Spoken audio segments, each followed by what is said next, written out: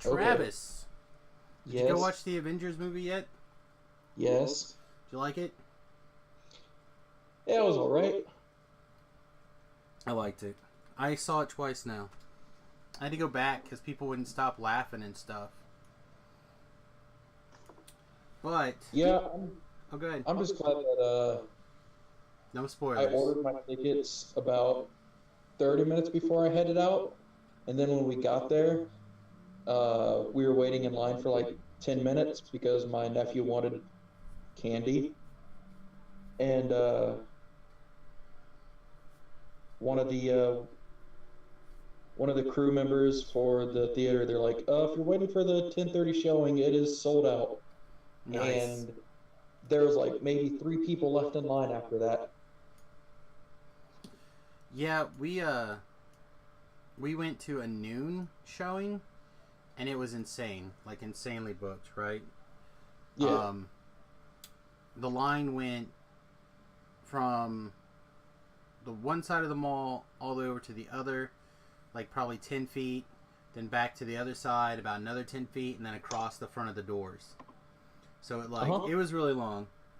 And the movie was supposed to start at 12, and So it didn't start until 1. and nobody like opened to sell tickets until like 5 till noon.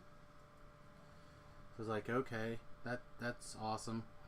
But because AMC bought the theater recently, they now have like a priority line. Yep. So I grabbed my phone and I'm just like reading through the perks of the priority line. We're kind of getting close to that line. Like we're like 2 or 3 people away from, because that line like butts up against the other line because it's so long. So I'm like, babe, why don't we just get a priority pass or whatever, and let's just buy it, get our tickets, and be done. She's like, I don't know if that's what I really want to do. I'm like, so I have my phone up. I'm like, it's $15 a year. Tickets on Tuesdays are $5. You get this priority access. And I start reading off the perks, and she's like, so you think that's a good idea? I'm like, I think I'd like to see the movie. I'm not real sure we're going to at this rate. She was okay. So we switch lines, we get the priority access, and we go get sat down. Probably 5 minutes or 10 minutes after we get sat down, they announced that the non 3D is closed. Like it's full. And we of course were in 3D because I like watching the 3D for the first time. And she's like, oh, I bet this one gets full. It got really, really packed. Like we could have easily not got in the theater had we not kind of essentially jumped, I don't know, probably 80 people in line. Right. So I bet they were turning people away or sending them for the next one. So, but yeah, it was so loud that when people they make a joke and then because they don't necessarily like they have an idea, writers have an idea when the joke is going to land, so they sometimes can pad in a little bit of like silence for laughter, but it still makes sense even if you see it like the 50th time and you don't laugh anymore. Right. But sometimes people just won't shut the hell up. So you like miss like 5 minutes of dialogue because people are laughing at a joke 5 minutes ago. So we went back and rewatched it on Tuesday, like at 2:30 or something, and it was pretty good. I'm still really glad I caught it opening weekend, but pretty pleased. But this is not an Avenger podcast or a comic book podcast. I was really surprised at how much influence Howard the Duck had in that movie. Yeah? Mm-hmm. I don't remember seeing anything about Howard the Duck in that movie. You just couldn't play along for the people who haven't seen it. No, I'm not all about that spoiler life. He's not even in the movie. It would have been that's funny. A spoiler. That's the whole part about trolling, you idiot. Maybe I'm doing the trolling now. No. Okay. That's fine. You ruined it. I did. That's the best. We're Magic the Gathering podcast, 2 Trolls in a Brew, episode 125. What I'm calling Thunder and Lightning, mostly because my dog is in my office, and this is where she's not allowed to be. And it's because we're having a spring storm finally. And it's a lot of rain and a lot of thunder and lightning outside. And so if she decides to go ape nuts in here, we're going to hear it. And I'll do my best to mute as quickly as possible. Also, subtitle, first of all, March of the Machines 2. But also, we are... I took some time before you were available, and I readjusted the Twitch feed. And now it looks all pretty. So we have like a background, and our pictures are like layered. And I have like the web browser up on the Gatherer, and I have the chat box feeding in so people can talk and comment. So if you jump over to twitch.tv/SamusGarobo, you can watch the show live and be part of it there, and I will see it, and everyone will see it. It'll be great. I might just leave it this way even once YouTube is, once YouTube has got their head out of their bum. The downside is I have to put all the Travis on all the time. So they get to watch me fidget with everything? Yes. Yeah, well. But not only that, but you also have to be full screen on my second monitor for this to work. I mean, that sucks for you. That's what I'm saying. That's 100% what I'm trying to say right now. So, like, all the time I'm doing this, it's like right there, full screen. And right in my corner of my eye, and you're like adjusting the light, and it's like a strobe, and you're trying to give me an aneurysm. Yes. Great. As I turn off my second monitor. Oh my goodness. Troll cards. I'm going to start my troll card with March of the Machine. This thing is a great spell. Are you just talking about like the saga itself? Well, I'm going to get to the saga because I think I'm going to play the saga this weekend. Okay. But I was actually talking about the OG March of the Machines. 4 mana enchantment. Each non-creature artifact is an artifact creature with power and toughness equal to its converted mana cost. Yeah, I'm a big fan. However, the saga, it turns everything into 5/5s. Mm-hmm. And it doesn't care if they're already creatures. They don't care if their converted mana cost is 0, 5, 11D. All your artifacts become base power and toughness 5/5. Well, I think that's going to kill people. It was one of the Tezzeret ults that did that. Yep. So I'm trying to decide really hard what I want to play this weekend. I feel like blue-black with a couple of Tezzerets either in the board or in the main would be really good. But I've seen a couple of white lists that run... I think I may have... Did I actually throw one on here? I don't think so. What's that? Is it called Boarding the Weatherlight? Yes. I think I've seen some white artifact lists that run Boarding the Weatherlight, and that seems really strong too. So I'm hoping that you can help me kind of figure out what to play at the PPTQ this Sunday, and stuff like that. But a classic Blast from the Past, March of the Machines. Have you killed a bunch of people with March of the Machines? I feel like this is also a Travis card. No, because when I got here, we haven't really, focused on much. I mean, we play Modern, but it hasn't been to as much as like variety as I'd like. Well, I just mean in general. Like, so you never played it in Mirrodin when it was originally printed, or 10th edition when it was reprinted? No. That's a bummer. I said it very much feels like a U kind of card. Like, I'm going to play all these mana dorks, or... I mean, I've played it in Commander, but that's never been like a win condition. How would you play it in Commander? With an artifact deck? Well, I just mean, like... If you're playing an artifact deck in Commander, wouldn't that still be a win condition? I just mean, like, are you using it to try to make their... No, Oh, it was more just of a win more card. win more card? Yeah. Because it's reciprocal, right? Everybody's stuff becomes waking up. Yeah. Um, where the new one I think is just one sided, right? Artifact you control, because it's just one Right. turn. So like a lot of the artifacts um,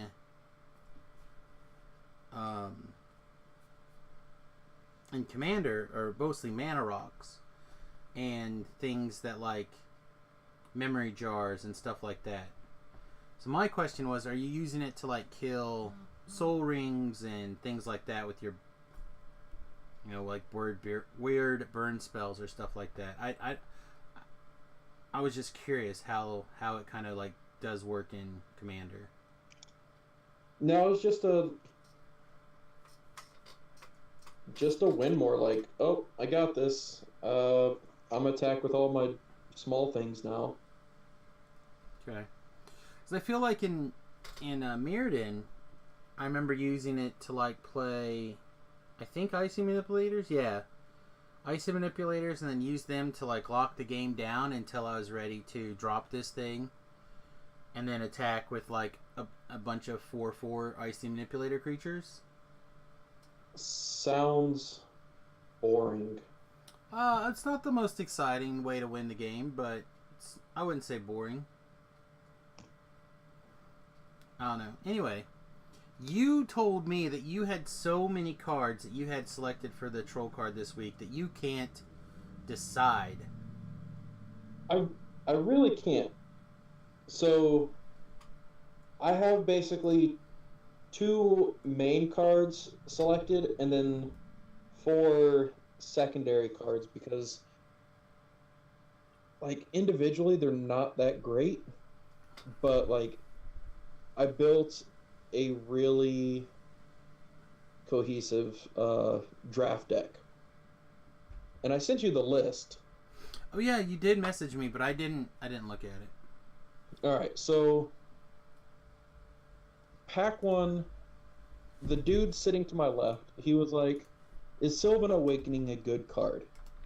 And everybody at the table was like, "Yes, it is a really good card." And then he just decided, "Nah, I'm just gonna pass it anyways." So I got that, and I'm like, "Okay, well, I guess I'm green blue because the first card that I picked was the one where it was the Saga that lets you get an instant back from your hand, then a sorcery, and then every instant of sorcery is copied. Right?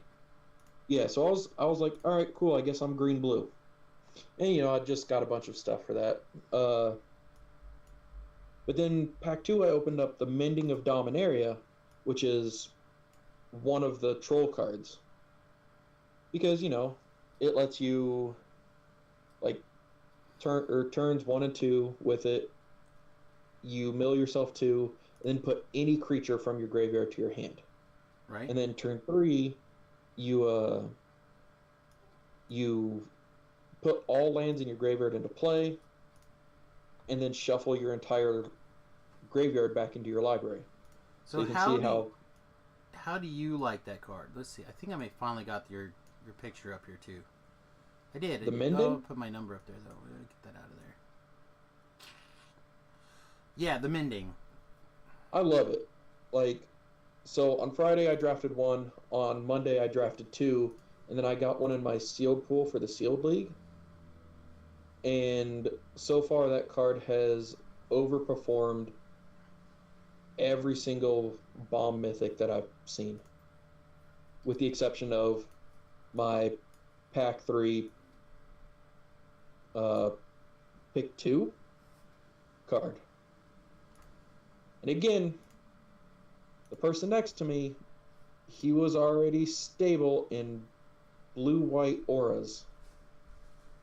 So he passed me Muldrotha. Yeah, that seems like a card. Yeah, and it was in pack 3 that I was like, I guess I'm splashing black now. And so those two individually, like I said, they're not that good individually, but when you have other things, they're really great. Like, casting a Mending of Dominaria every 3 turns because of Muldrotha. Right. Yeah. But then the other cards that I got that were just like, hey, we're here and we're helping. The Crows and Druid. There was one game I cast that 3 times with its kicker, so I gained 30 life off of it. Okay. The Yavimaya Sappered, which that's the one for 3 mana. You get a 2/2, but also a Sapperling. Right. And just imagine casting that from the graveyard over and over again. And then I got Broken Bond, which it destroys an artifact or enchantment, and you get to put a land from your hand into play. So, it kills their stupid 7/7 trample legendary dragon thing, and you get to ramp. But then the card that really, really surprised me more than anything, Homerid Explorer. Okay. I don't know that one. So it cost 3 generic and a blue. It's a 3/3. When it enters, target player mills 4. Okay. So then you just like got it killed and then brought it back. Right. Like I just swung in and blocked stupidly with it because it's like, all right, yeah, if you kill this guy, guess what? You're getting milled out. Yeah, because that 6/6 is the card that says you can replay permanents from your graveyard. Yeah. I can't remember exactly how it's worded. Hold on. I think it's like one of any type of permanent. Something like that. So I got a judge question at the pre-release about that card, and the guys called me over and they're like, "Hey, so where do the spells go when you play them?" And I'm like, "What?" I picked up the card and I read it. I'm like, "This only puts permanents. You can only play permanents, you guys." They're like, "Oh, that makes a lot more sense." It's one of each type of permanent. So a land, a creature, an enchantment. Well, it's cast. So enchantment, artifact, creature, planeswalker, saga, maybe? I don't think a saga is a type, is it? I think it's an enchantment. Okay, then yeah, just the 4 things. Okay. Creature, planeswalker, enchantment, artifact. Yeah. Yeah, But yeah, so yeah, people were like, I gotta ask that. Like, when you recast the sorcery, where does it go? Like, I don't think you can, guys. Oh! It was pretty crazy. Yeah, that would suck having a 6/6 6/6 Snapcaster Mage. Yeah, exactly. That just doesn't go anywhere. Yeah, I don't necessarily think anyone was playing dumb, but it definitely was not the kosher way to go, that's for sure. But yeah, it looks like you did pretty good for yourself. I also drafted green black this weekend. Dude, green is the way to go in this thing. Well, so I was really trying to just draft 5 colors. Like, I thought I'll just always take the best card and try to be 5 colors, right? I did. So I ended up with, I think 3 or 4 of those 2/2s for 3 that make the sapling. What did you say they were called? The Yavimaya Sappered? Yeah, I had like 3 or 4 of those. I had like 2 Llanowar Elves. I mean, we had a lot of the same cards.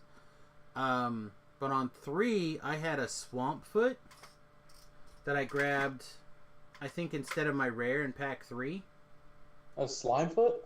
Yeah, right? Isn't that his name? The legend? Yeah, Slimefoot the something or another. Yeah. So I had one of those, and then I had a... I don't know. I got the creature. I think it's a legendary creature. You, like, sacrifice 2 creatures, and you bring another creature back from your graveyard. Okay. So I had that, and then I had... I don't know. I just had a bunch of, like, value-y type stuff like that. And, It worked really well, but I also first pick one, pack one, the Mending of Dominaria. I don't think I ever got to cast it. My opponents cast it like a bunch, but I never got to cast it. And at one point, my head was really bad on Friday. I don't know if I told you, but I woke up. I already was like at a 6 or a 7, like waking up, and I had a ton of pressure in my left ear. So I went and I cleaned out my ear, and it made me dizzy, and I was just dizzy for the rest of the day. I spent probably 20 minutes vomiting first thing in the morning, and I just never got better. I just was terrible. But when your job is playing Magic, and it's Friday for Friday Night Magic, you gotta go. So I basically rare drafted because I knew I wasn't going to be able to play at my best ability, and I couldn't. But I think I drafted like 13 rares or something like that. I just tried putting them all in my deck. Like I just it's all mana fixing, and I think I drafted like 3 of those elves that you can spend green and another to make any color mana. Yep. So, like, I drafted a bunch of those. I drafted, at least one of the elves that put lands into play. Like, tap it and sneak a land into play. Yeah, that guy was very underperforming for me. Well, I think if you play the spells, the lands each turn, like, he's really, really good on 2, but he's less good on, like, 7. But 3. For me, I just... 3, usually for me at 3, I still get at least 1 card out of him. And I had at least 2 of the caps that turned your lands into whatever basic land you wanted. So, like, I felt like my fixing was really good, so then I just grabbed all sorts of stuff. So, like, I got, like, a Jaya Ballard. I think that's her name. Again, yeah. I opened a not foil one. I crammed it in there. It didn't do anything. I was thinking, though, if I could just plus it to make 3 mana, then it really just cost me 1 more land to... you are the most distracting individual. It doesn't bother me when you're not full size. Or not shiny. Plus 3 to do what? In my brain, I was thinking I could plus her to make 3 mana and then 1 more to make a sapling. Uh-huh. So if it only costs you 1 mana on your turn to make a sapling, it's pretty easy to do. But have you read Jaya? I mean, that's probably a trick question. Because the answer is, have I ever? Let me read. Add 3 red. See? Period. There's more words there, but who cares? It's got a period. Is the rest of the words important? Yes. Spin this mana. See? Boom. Spin this mana. What else? Only to cast instant or sorcery spells. Alright, well that's less good. So you cheated. Well, I never got to do it. Oh. The only thing I ever did with her was +1 her to discard another red card to draw. Like, that was literally the only thing I did. I plussed her once to discard a card and draw another card. So, at worst, I failed to plan. So I planned to fail. However, I mean, you still rare draft. I did. I rare drafted like a crazy person. So I feel like I came out with probably $22 worth of rares or whatever, give or take. And then Remington won the draft with the good version of the sapling deck, which I just should have drafted. Well, I couldn't quite. But he was 2 seats upstream from me. So, like, he just was... Like, he first picked a sturdy foot. And then just, like, took every sapling and black card that he could find. Where I just took all the fixing in the first 2 packs and then hoped to just, like, take end rares. And then I just hoped to, like, take every single good card in pack 3. Which I did. And my deck was okay. And if I had the wherewithal to play at my top ability, I think I would have done okay. But that was not something that was happening Friday. I think I figured out how to draft this set, though. You take the green cards and you just play. Well, yeah, you just take the green cards and turtles and spiders, and then you just win. Yeah. So this is Yeah, an 'cause important you- question. This is an important question. In the sealed box tournaments, right? So at the arena on release weekend on Sundays, we sell people a box of the set for $90. Then we put $10 for a tournament entry fee. You open all the packs. You build your 40 card sealed deck out of that box. Friend of the show, Joe, was there. Right? Joe was trying to decide how many of those hexproof turtles he was supposed to play in his deck. All of them. And we couldn't figure out if the answer was 2 to 7. Like I 7. think 7? Okay. 7 of the giant turtles. Yeah. Where everyone else is playing like half of their rares. Whatever. Okay. You can't get past a hexproof 4/5. So the 4/5 is just better than anything. It's just the best. Okay. Yep. So would you pick one pack removal. one? Would you pick one pack one a turtle? No. Would you pick 2 pack one a turtle? Yeah. And then would you just take all the turtles and draft? I'll do it on Friday. Okay. I'd like to know how this works out for you. Okay. Hello DDO Reap viewers. I see we just got raided. This is my good friend Travis. No, it's this way. This is my good friend Travis. And we're recording our weekly podcast on Magic the Gathering called Two Trolls and a Brew. Feel free to stick around and learn a little about Magic. If not, I'll be back to DDO around 10 o'clock, 10:30, somewhere in that ballpark. All right, bam. Always be streaming over here at twitch.tv/SamusGrovo, Travis. Always. So shall we get to the big topic, the big discussion this week? For me, I think I really love the Antiquities War. I think it's very, very good. And I'm trying to decide where I want to cram it in.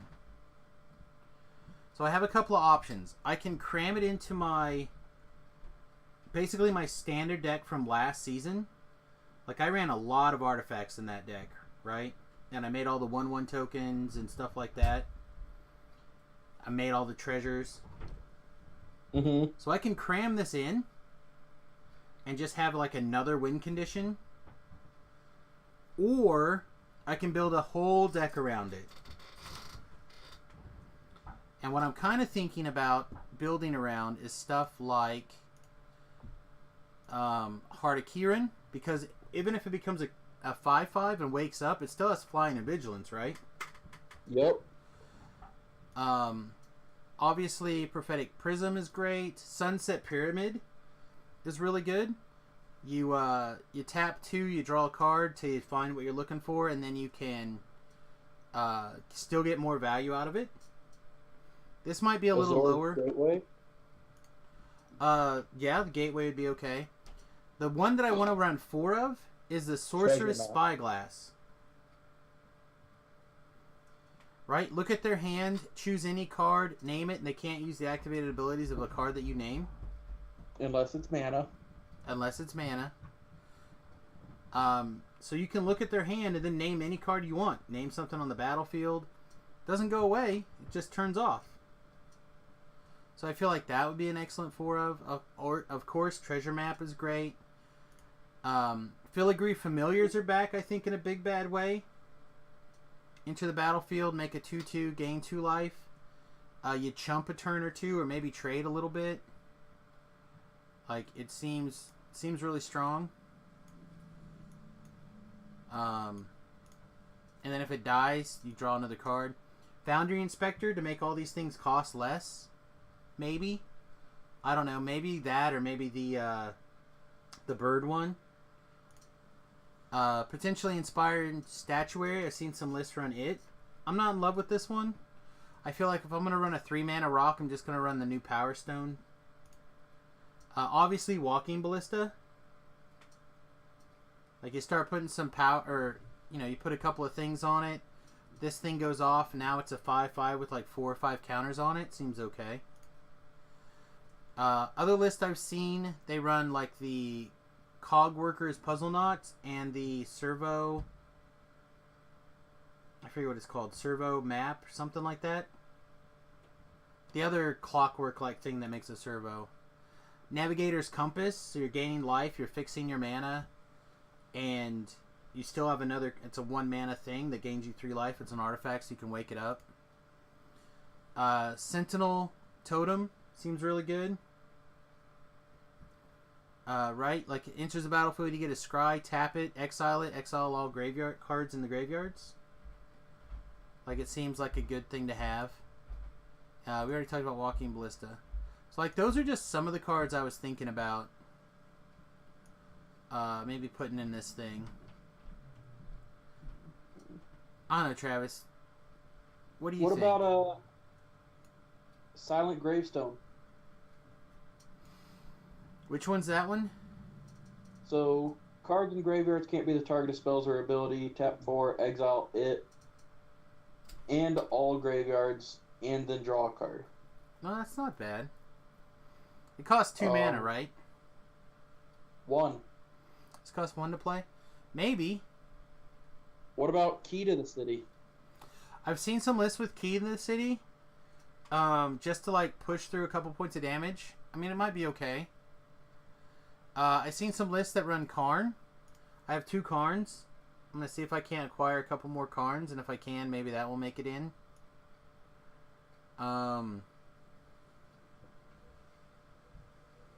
Yeah, I don't know. If you run black, you can run a couple of the Tezzerat's Touches. Right? So then you can turn your Navigator's Compass into a 5/5, get a couple attacks in while you're waiting for your Saga to go off.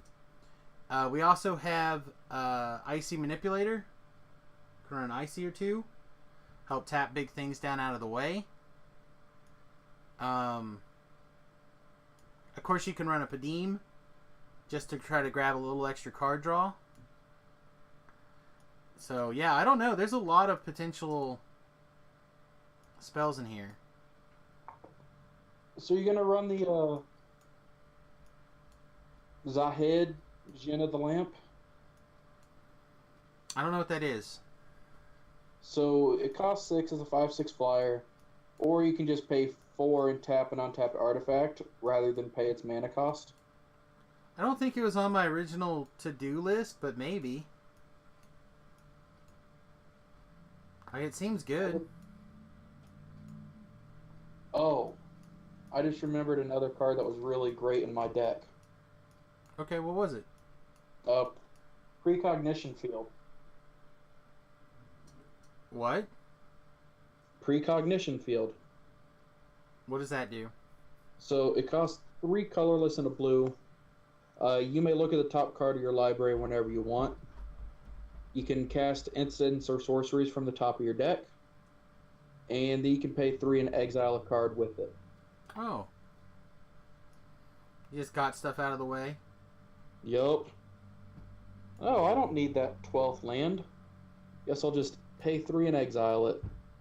Nice. So, first question. Does this deck just be mono white and run artifacts and mass removal? And then... sorry, it's not mono white. Sorry, mono blue and run counter spells, and the your 2 main win conditions are the Affinity War and Karn? Or do you run white blue and run mass removal, potentially Board the Weather Lights and Karn, and the Affinity and the thing as your main win conditions? It's definitely a blue-white deck. You definitely think? Well, I mean, because Yeah. we're not done. Because it could also be blue-black, right? Because then you can run 1 or 2 Tezzerets if you wanted. No, it's blue-red. You can run Battle on the Bridge, right? You can run the big 5/5 Improvised Demon if you want a little extra somethings. It's blue-red. It's blue-red. Yep. Why is it blue-red? Joyra. Whenever you cast a historic spell, draw a card.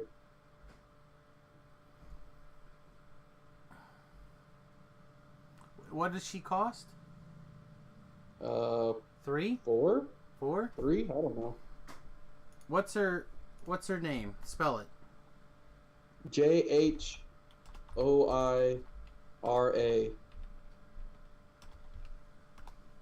We'll just people can see me type now. My brain's all over the place. All right, one more. I'm apparently dumb. JH. OI. OI. All right. RA. Of the something or other? No. Weatherlight Captain?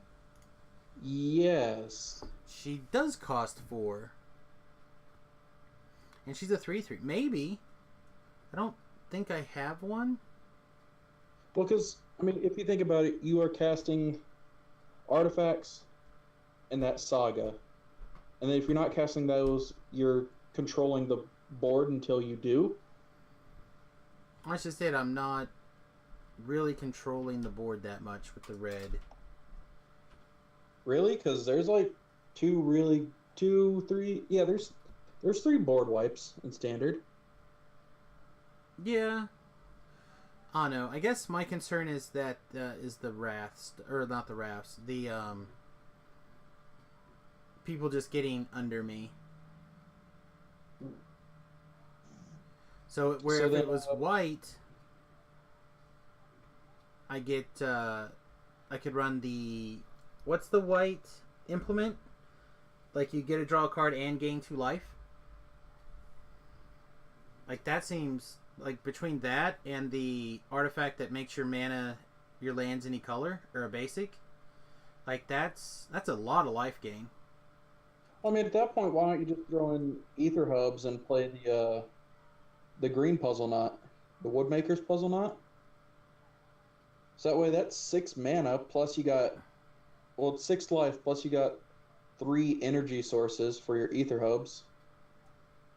Maybe.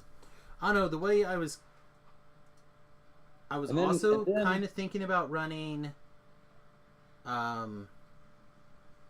like 2 or 3 paradoxical outcomes, so I can re-pick up all those 1 mana artifacts. And then if I had like the mana reducers, I could replay them back for free, and maybe run Yeah. like 2 of the. Like I feel like remember the old combo deck that was in standard? Yeah, With look, the, you're getting into the realm that we all like to play, that we all like to call a magical Christmas land. Well, it is, but this has real win conditions. Yeah, but you want to focus on them. Well, okay, so Karn, the Antiquities War, and 2 paradoxical outcomes and 2 of the what's it, Reservoir, right? Yeah, the Like- Flex Reservoir. Like that doesn't seem like that much. Like that seems fine. I don't necessarily know if I have to run like the mana reducers or not. But it seems okay to run like a couple. Either the 4 mana one or because it has flying, or the 3 mana one just because it's cheaper.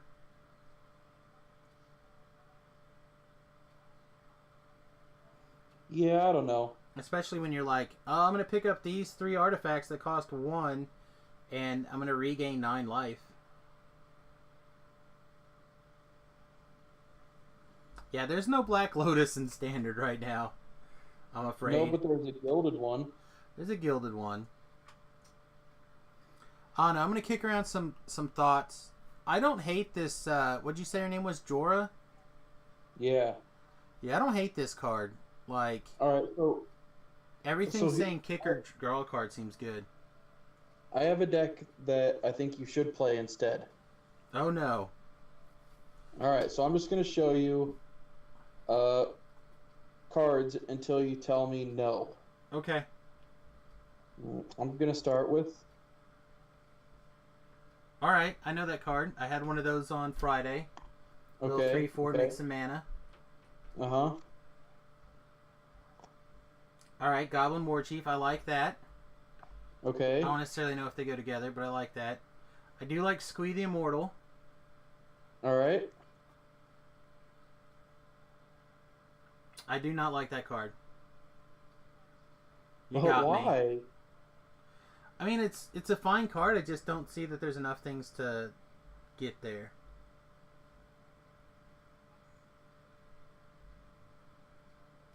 I love this duck.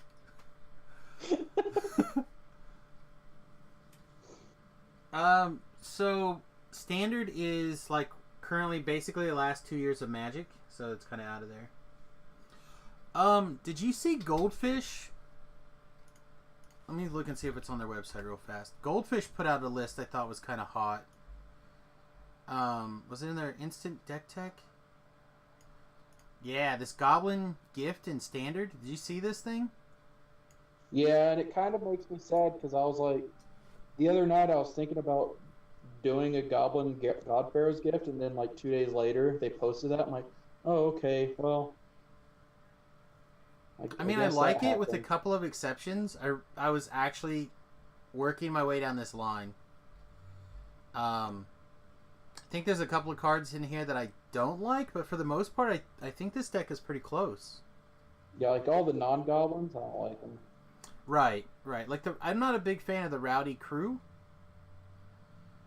I mean, it's good, but again, still not my favorite card. I realize it's there to get cards into your graveyard.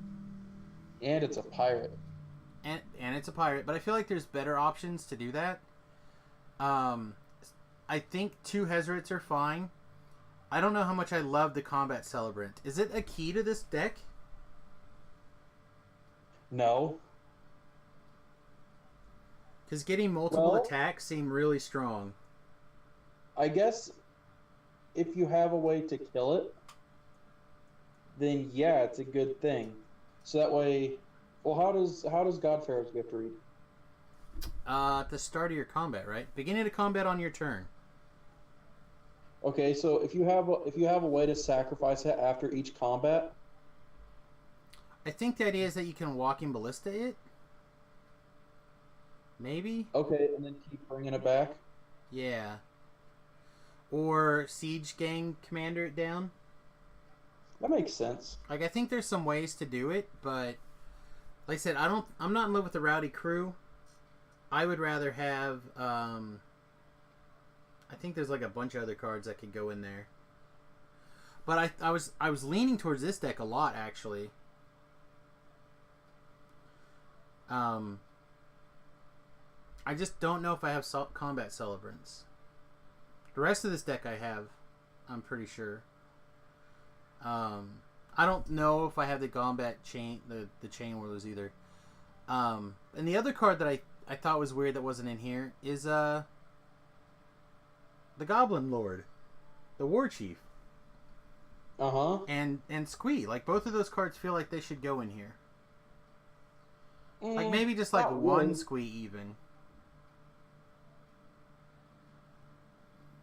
But like a War Chief and a Squee feels like it should go in here. If for nothing else, to fuel the Siege Gang Commander.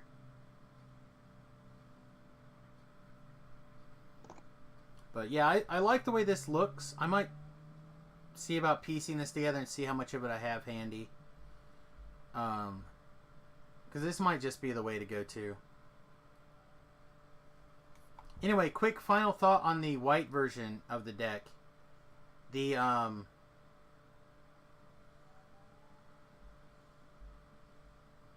sideboard lets you run Castaways, Fumigates, Cast Outs, Fumigates, Ixalan's Binding. Like, it lets you run all the 1-for-1 answers, as well as the some other interesting things that other decks don't have options to. Like, you can run Gideon's if you wanted. You can run the what's this damn Baneslayer Angel thing called? Lyra, Dawnbringer. Ooh, there I pulled a Travis. I put a shiny at the screen. So yeah, I don't know.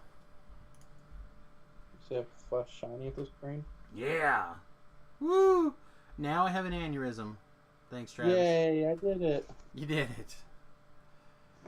Mission accomplished. That is not the button I meant to push. Let's go back to the sweet, sweet gatherer here. What else do you want to talk about this week? Oh, the Brawl deck. Padim, I need your help. I think I decided. I tagged you in 2 different things. Say what? I tagged you in 2 different things on Twitter. Oh my goodness, did you really? Alright, I'll pull that up before I do anything else here. Or maybe it was just 1. But I know there's a Padim list that I tagged you in. Do you know when? Last week or a couple weeks ago. Last week. Yeah, I'm not seeing anything before April 19th from you. Well, then maybe it was before that. Okay. Well, this is what I currently have shuffled up for my Padim. I'd like to get your inputs. I have no view of you at all. That's fine. So my Padim deck is built basically around a few very key cards. Right? So obviously Padim, we've talked about many times. Artifacts you control have hexproof. At the beginning of your upkeep, if you have the highest or equal to converted mana cost, draw a card. That is the general, I think it's called. Metallurgic summonings, which we talked about last week. Every time I play an instant or a sorcery, I get an artifact for free, like a creature. I have Swarm Intelligence is the other card in the deck that I'm kind of building around. Swarm Intelligence says, whenever you cast an instant or sorcery spell, you may copy it and choose new targets. Right? So I have that. And then I have one of these flip artifact things. I forget what it's called. The Primal Amulet. So it makes instants and sorceries cost 1 less. And then when you put charge counters on the thing, and when it gets to 4 charge counters, it turns over. And then it makes a mana, and then it makes an extra copy of the spell. So like you charge it up, you flip it over, and then you get to double your spells that way too. So I kind of have this theme of casting extra spells for free. Right? And then the spells that I want to get for free are Shrewd Negotiation, which is trade your creature for my creature or artifact. Kefnit's Last Word, which is steal your thing and it doesn't untap. Entrancing Melody, which is pay X mana and 2 blue, steal your guy forever. And Confiscation Coup, which is 5 mana, make 4 energy, steal your thing forever. That has converted mana cost less than your energy you're willing to spend. So those are like the 4 key cards, or the key of the deck. Everything else is just like counter spells, Brawl, Scrap Heap, Trawler, Quicksmith Spy, Torrential Gearhulk, Dynavolt Tower, Supreme Will, Mirror Image. I want to play with Edifice of Authority. It may get cut. That is one of the pyramids that makes a creature not able to attack. And then when you get 3 counters on it, you can instead make it not attack or block until end of turn. So I just kind of want to fiddle with it. Azor's Gateway, Thematic Compass, because that turns into a Maze of Ith. A Perpetual Timepiece, because I figure this deck will go long to be able to win. A Treasure Map, a Sunset Pyramid, Negate, Essence Scatter, like I think it runs the most counterspells of any of these I've ever played. Spell Swindle, Insidious Well, Syncopate, Revolutionary Rebuff. And then it also runs Filigree Familiar, Merchant's Dockhand, Power Stone Shard, Golden Guardian, and of course Whirl of Invention and River's Rebuke. Mechanized Production. Then I have 2 cards in here that are kind of on the list, but I really like the first one. Because I need to make room for the 2 other Mindslaver spells. Brawl's Expertise and Reverse Engineer. I feel like I already have enough ways to draw cards. Well, yeah, but you need ways to get rid of big things. Right. Which is why I want to keep the Brawl's Expertise. But I'm thinking about cutting the Reverse Engineer. So now I need to cut one more spell. Or creature or something. For what? For the other Steal Your Guy thing. So right now I don't have room for all 4 of the Steal a Guy spells. And I want to just be able to steal... Like, that's what I want to do. I want to be like, well, I have 2 win conditions in the deck, but I want yours.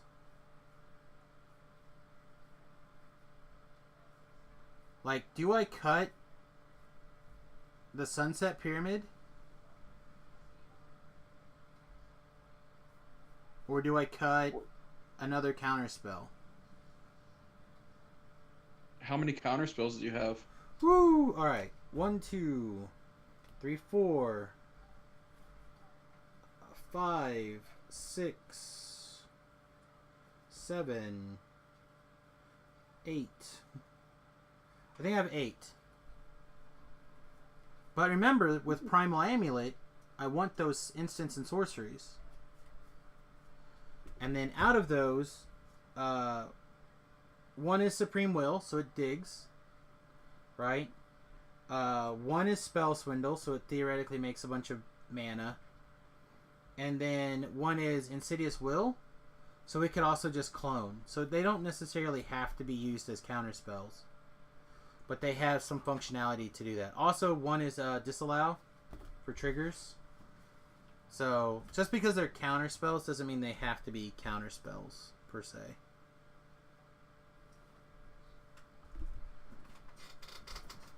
So I've already cut things like... Oh, what is it called? Pull from Tomorrow. Like, I already cut that. What's your least impactful artifact? Right away? Yep. Probably the Thematic Compass. Like, getting extra lands and putting them in my hand are not great. But when it turns into a Maze of Ith, it's great. Right, but if you're getting out-controlled...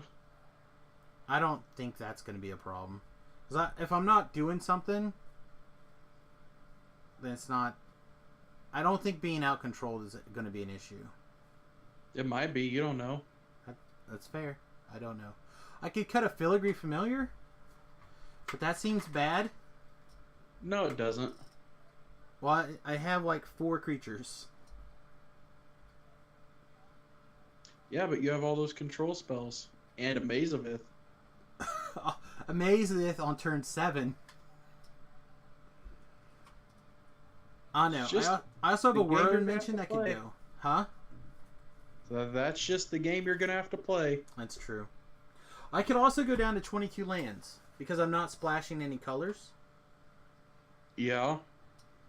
So right now it's got 23 lands. I could go to 22. And then Remington. This is an argument I got from Remington, and I went with it. He says, because you're going to do all this steal their stuff, play a Spire of Industry, Dad. So that gives me, before I have to flip over the lands, that gives me like 4 or 5 ways to make any color mana in case I steal something with an activated ability that has colored mana. Uh-oh, Travis is gone. I'm still here. Okay, your video cut out then. Uh, There you go. Yay! yeah, I have no clue what happened there. That's fine. Technical issues are technical issues. However, something that I thought was really cute, I don't know if it's good, but it's really cute. Mechanized production on the Power Stone Shard. So, Power Stone Shard says you get to add a butthole mana for every artifact you control name Power Stone Shard. Oh, they just keep copying it. They just keep copying it. So there's that. But also this deck's not running a Walking Ballista, which also feels wrong. So I don't know. I'm open to some suggestions. Like I said, I'm pretty sure I can safely cut Reverse Engineer, even though it is really good in the deck. Potentially costs 2 blue mana, but has a converted mana cost of 5. And draws you 3 cards. Mm-hmm. And I have this sweet, like, shiny one from a buy box or something. I don't know what it's from, but it looks awesome. It's an F&M promo. An F&M promo. Whatever it was. I got a couple of those. So yeah, I don't know. I'll try to get the I'll try to get a list out and up with the show notes, and hopefully I'll make a final decision before then. But I'm looking forward to playing this deck. I think it's going to be a lot of fun. I went to go play it on Monday, and everybody left right before I got there. Do you even have like an actual Brawl community? We have about 7 or 8 guys that are playing it now. Okay. So, I mean, it seems okay. And I have like 5 decks, so then I get all these people who don't have a deck, and they borrow one of mine, and they have so much fun, then they go build one.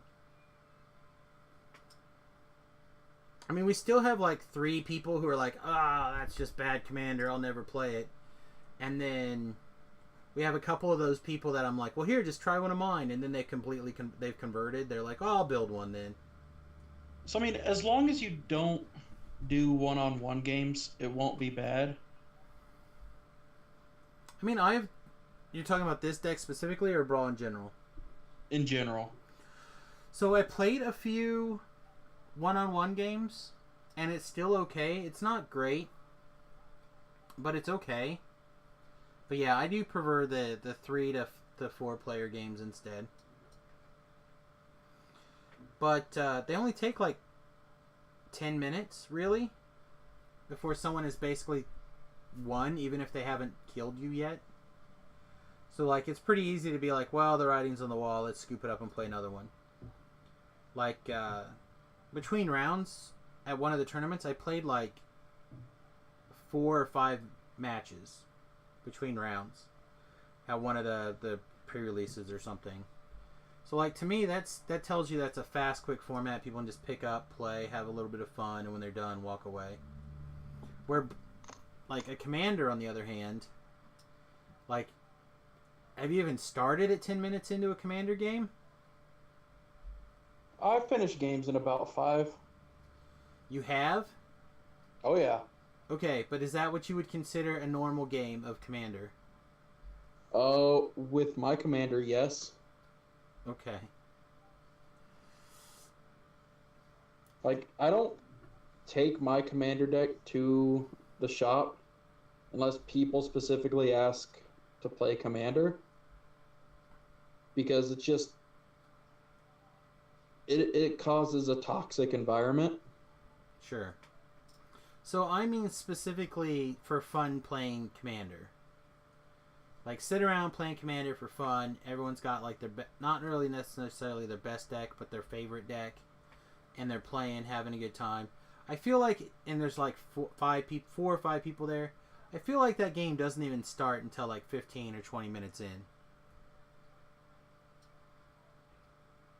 It depends on the players too. Yeah, a little bit probably. I don't know. Go full black, be Vader. I mean, that'd be fine. I don't mind going full on Vader-rific, but That's not what I want. In my particular position of being the community guy, trying to make fun decks to grow a particular format. And again, as I rattle on and I give my argument over and over again, and they have like all these, like one guy in particular, he's bought like almost a full case now of Dominaria, trying to put cards together for one deck, right? And I'm just like, well, why don't you just put together a Brawl deck? He's like, well, I don't want to. It's a terrible commander. I'm like, okay. Well, what else are your cards doing? They'll sit in my binder for trade. That's not a lot of value out of your card if they're just going to sit in your binder and wait to get devalued. Because you're looking for, commander-based cards. And you just buy whatever you want that's not super expensive. So all you have left is expensive cards. Like, who's going to walk in someday with a card that you want in Commander and be interested in getting, like, 15 or 20 of your single standard cards for, like, their one good Commander deck card? Or instead, you put together a Brawl, and this individual has been known to, like, sit around and play. Everyone else around is playing Magic, having a good time, but they're not playing a format that he wants to play. So he sits there and plays on his what's the new Nintendo Game Boy looking thingy? But it's not a Game Boy. The Switch. Thank you. He sits there and plays on a Switch. I'm just like, if you're gonna sit around and not play Magic, why don't you just go home? It's got to be more comfortable there. But maybe not.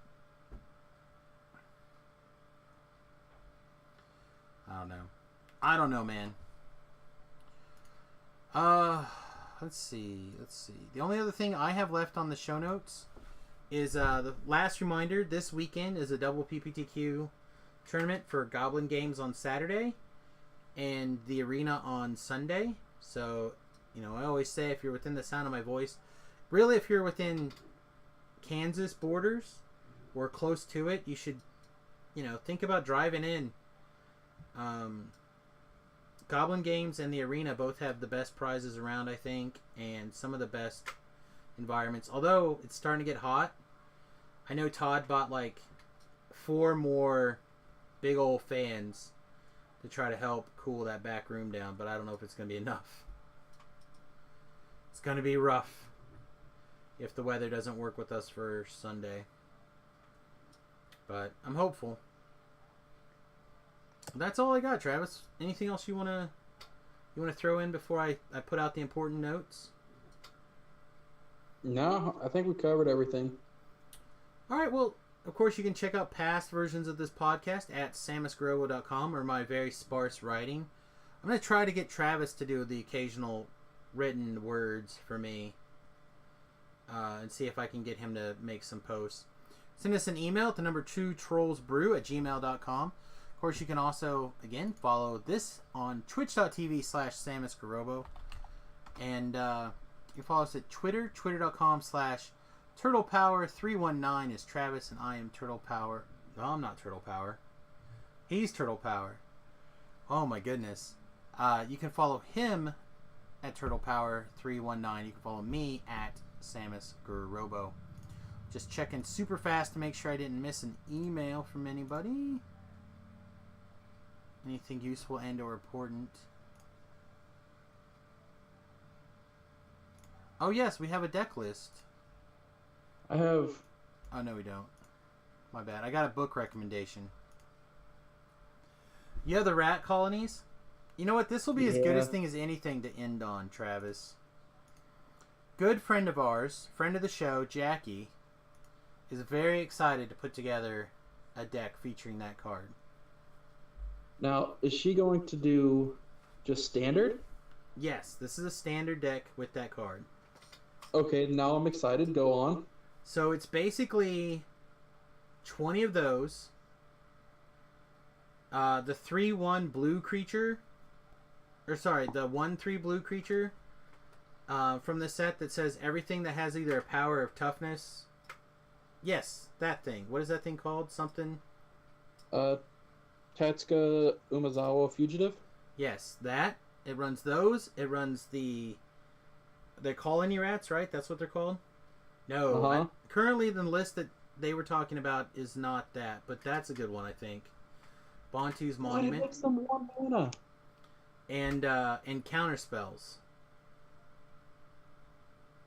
The idea that you just counter everything, and then you have an army of unblockable monsters. I'm using this. Arcane Adaption Yeah. to turn them rats into pirates. Okay. Are you planning on stealing stuff? Only if this comes into play.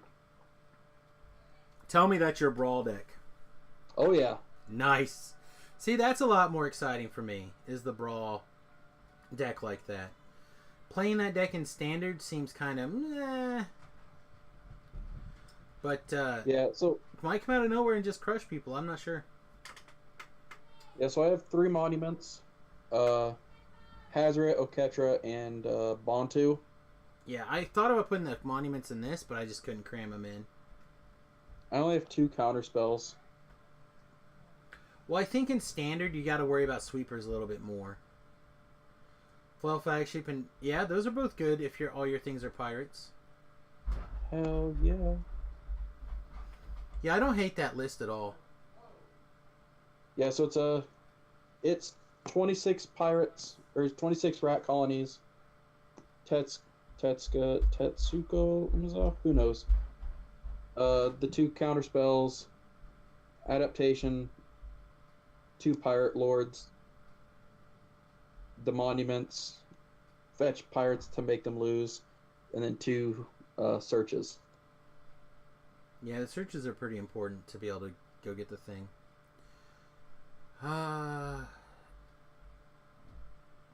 One day we'll get a play, possibly, thought Gar. One day. Well, man, have you actually got to play that deck yet?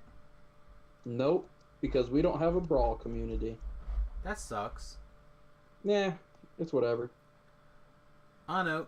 Are you not that guy there that just like shows up and like, yeah, I got a brawl deck, and then somebody's like, oh, I'll build one, and then No. like 18 people do that? Because you were that guy for us here. I mean, I show up with stuff and I'm like, well, if you got it, we play. But like, I only show up for 2, maybe 3 days a week. That's still a lot. Yeah, but the formats are already going at that point. Like, it's always draft, and then it's always modern, and whatever Thursday we choose to be. Yeah, I mean, it's tough for you to not just go hang out and get things going, or do you message all these people? Like you message No, I people delete here? Facebook. Okay. Well, I was just saying, like, here, kind of thinking about how your past here has been. Like, if you're excited about a format, then inevitably you get enough people excited about that format that you can play it. I'm not really excited about this format. It's just like, if it happens, it happens. Yeah, I every time I played it, I've had a good time. I have not played this format and had a bad time yet. I can't say that about Modern. I can't say that about Frontier. I can't say that about Standard. Like, I can't say that about anything else except for this so far. That 100% of the games I have played have been fun. I imagine there'll come a time where that won't be true, and that I'll just not have fun playing. Like, I'll get locked out or something, but that hasn't happened yet. I've seen other people not have fun. Specifically, like, where one person is way ahead and bored, but then another person just, like, targets them for no reason, even though they're way behind. I don't like dinosaurs. I'm going to target the dinosaur deck for no good reason. So, I don't know. We'll see how it goes. Well, everybody, I think that's a show. Final thoughts? Nah. Come on, you gotta give me something. Troll on. You gotta give me something more than troll on. Everybody? Everybody troll on. How about your guess for the Venom movie? On a scale of 1 to 10, how good is it gonna be? I'm hoping for a 10, but realistically, since it's Sony? Sony, I'm gonna go with a 3. Did you watch the trailer? I did. You're still going with a 3. Yep. I feel like it's going to be better than that. I feel like it's going to be at least a 5. I feel like it's going to end up middle of the road. But it's because I hope they do, like, all their failings on Venom's animation, I hope they make up for in the Carnage animation. Do you think Carnage is going to be the big bad? I don't know. I'm hoping so that way maybe we can get like just the God, what was it? The 7 incarnations or whatever it was. Oh yeah. No, I'm hoping that if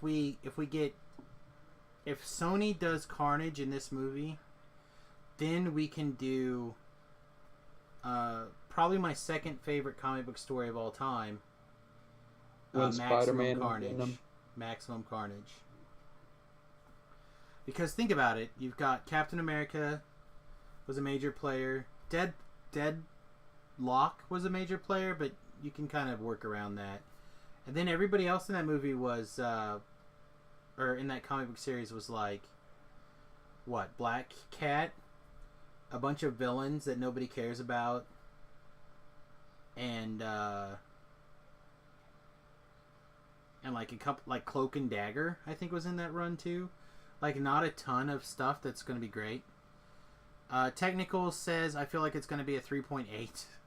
Very specific. I said I feel like it's almost not gonna suck, but it still is.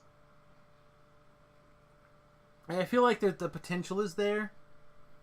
But the movie that I thought that I saw the trailer for, there's 2 movies I saw the trailer for, but one I already was excited for. Obviously, I was already excited to watch Ant-Man and the Wasp, right? Oh yeah. But and rewatching watching the trailer on the big screen was just like boner alert, like knock the table over thinking about it with my erect donger, like how excited I was for that movie. But no, the Han Solo movie, because I don't give an S. I'm that guy who feels like they haven't made a good Star Wars movie, really, other than Empire. Like, Empire is the only good Star Trek movie. Damn it, I keep saying Star Trek. There's a whole bunch of really angry nerds right now. Like, I like some... It's trying to punish me a lot. Like, I feel like they're fine. They're good watches. They're fun to watch, but I don't think they're good. Well, see, that's the point. Like, they're supposed to be fun. And... like, I feel like these new movies, even, are just bad. And that's just my opinion. Other people obviously like them, but...